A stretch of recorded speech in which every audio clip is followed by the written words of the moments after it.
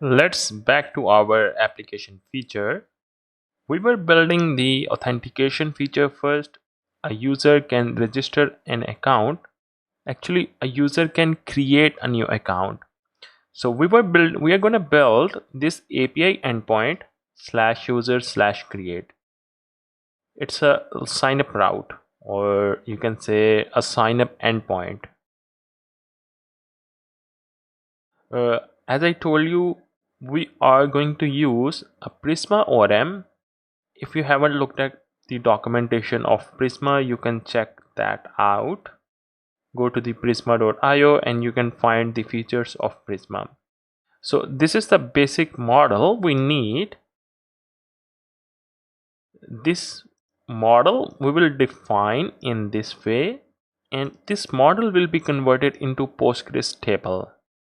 I'll teach you how to do that, how this will be converted into Postgres table. So this ID, it represents a primary key, and default auto increment, it will increment the primary key automatically. I don't need to add a new like auto increment primary key.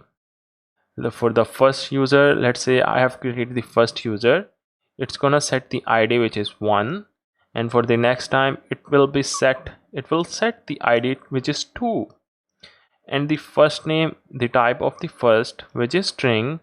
We have set the type of the ID which is integer, and for the last name the type is string, and for the email the type is string. This is a function in Postgres. In Prisma you can call that function. Similarly, the type is string for the password. If you have used Mongoose, they are following the same structure. For created add, I set the date time.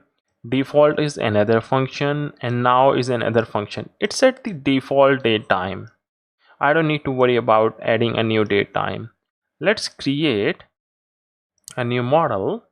Inside the schema.prisma file, I want you to open that, and let's create a new model, and I'm gonna set the type ID.